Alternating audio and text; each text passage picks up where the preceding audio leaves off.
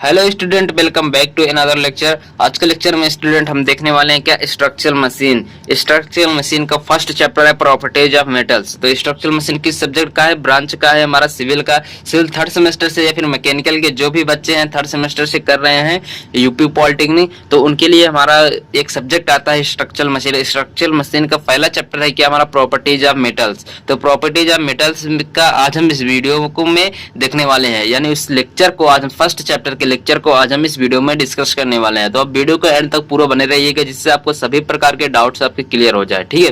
तो अब जब तक आप वीडियो को पूरा देखेंगे नहीं तब तक आप इसके बेसिक को नहीं समझ पाएंगे किसके स्ट्रक्चरल मशीन के, ठीक है। तो पहला चैप्टर हमारा इंट्रोडक्शन के रूप में होता है, उसी के रूप में आपको बताया जाएगा, ठीक है।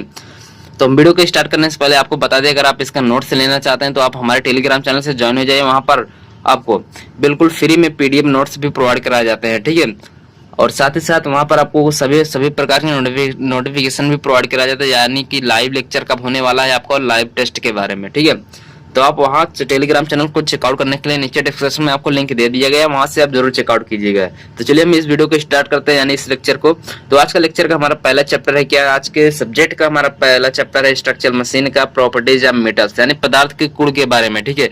हम हिंदी एंड इंग्लिश दोनों में हम आपको बताएंगे, ठीक है। तो टेंशन लेने की कोई बात नहीं है। प्रॉपर्टीज ऑफ मेटल्स यानी पदार्थ के गुण के बारे में आज हम इस वीडियो में देखने वाले, ठीक है। तो पदार्थ क्या होता है, हम यहाँ पर हम इंजीनियरिंग के रूप में पढ़े हैं, तो इंजीनियरिंग पदार्थों के यानी जो इंजीनियरिंग मेटल्स है उनके रूप में हम इसके क्वालिफिकेशन को देखेंगे, ठीक है, क्लासिफिकेशन को, ठीक है।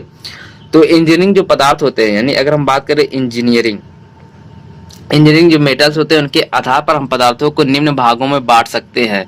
यहाँ पर हम किसके आधार पर बांटेंगे, इंजीनियरिंग पदार्थ के आधार पर, क्योंकि हम क्या पढ़ रहे हैं, इंजीनियरिंग पढ़ रहे हैं। तो यहाँ पर इंजीनियरिंग पदार्थ के आधार पर हम इसको बांटेंगे, ठीक है।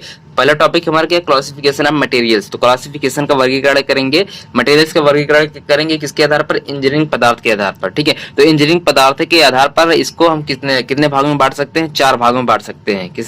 पहला हमारा क्या है, जनरल क्वालिफिकेशन। जनरल क्वालिफिकेशन क्या होता है दोस्तों, सामान्य वर्गीकरण, इसकी हिंदी क्या है, सामान्य वर्गीकरण, ठीक है। और इसके बाद आता है इंडस्ट्रियल क्लासिफिकेशन, यानी औद्योगिक वर्गीकरण। उद्योगों के आधार पर हम किस तरह से वर्गीकरण करते हैं मटेरियल्स का, उसको हम किस में पढ़ेंगे, इंडस्ट्रियल क्लासिफिकेशन में, ठीक है। अब आगे हम बात कर लेते हैं क्लासिफिकेशन बेस्ड ऑन यूटिलिटी, यानी हम उपयोगिता के आधार पर इंजीनियरिंग पदार्थ का किस प्रकार से उपयोग किया जाता है उसके आधार पर हम इसका वर्गीकरण करेंगे, ठीक है, थर्ड है। और चौथा हमारा क्या है, classification based on fabrication methods, यानी निर्माण विधि। फैब्रिकेशन का मतलब होता है निर्माण एंड मेथड मतलब विधि होता है, तो क्या हो जाए, निर्माण विधि के आधार पर हम वर्गीकरण करेंगे। इन 4 प्रकारों से हम क्लासिफिकेशन ऑफ मटेरियल्स को पढ़ने वाले हैं। पहले हमारा जनरल क्वालिफिकेशन, सेकंड है हमारा इंडस्ट्रियल क्लासिफिकेशन, और थर्ड है हमारा क्या, classification based on utility, and fourth है हमारा क्या, classification based on fabrication methods के बारे में, ठीक है। चलिए अब अपन बात कर लेते हैं क्या जनरल क्वालिफिकेशन के बारे में, बहुत ही सिंपल है, चलिए देख लेते हैं जनरल क्वालिफिकेशन क्या है। पहले तो हम इसको हिंदी जान लेते हैं क्या, सामान्य वर्गीकरण। सामान्य रूप में हम कितने भागों में वर्गीकरण कर सकते हैं, ठीक है, मेटल्स को कितने भागों में बांट सकते हैं।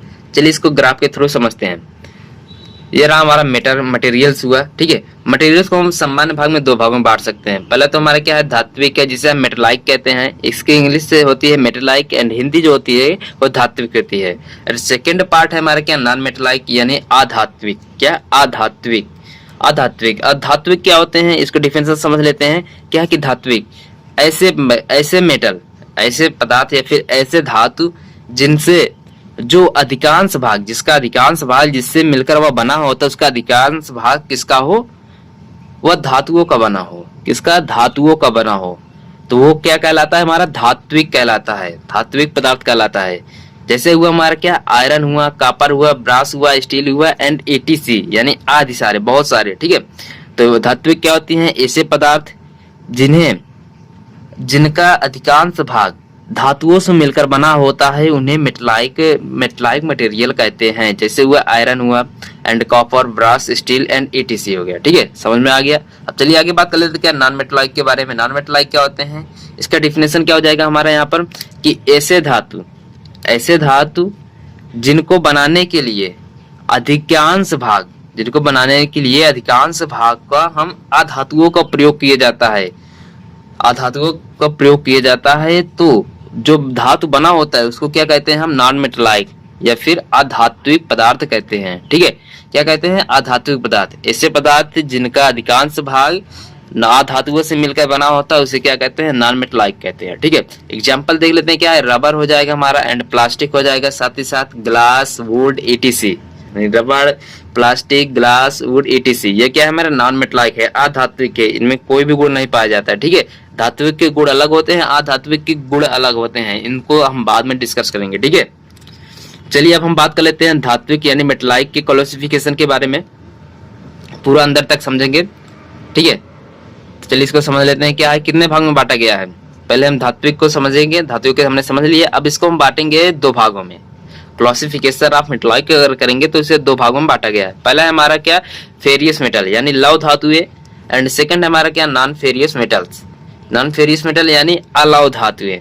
लव धातुएं क्या होती हैं? जैसे हमारा आयरन, आयरन हमारी क्या है? लव धातुएं हैं। एंड सेकंड हो जाएगा हमारा क्या? स्टील यानी इस्पात हो जाएगा। यहाँ पर धातु में सभी आ जाए, लेकिन यहाँ पर लव धातु क्या होंगी? आयरन हो जाएंगे एंड स्टील हो जाएंगी। तो यहाँ पर क्या हो जाएगा?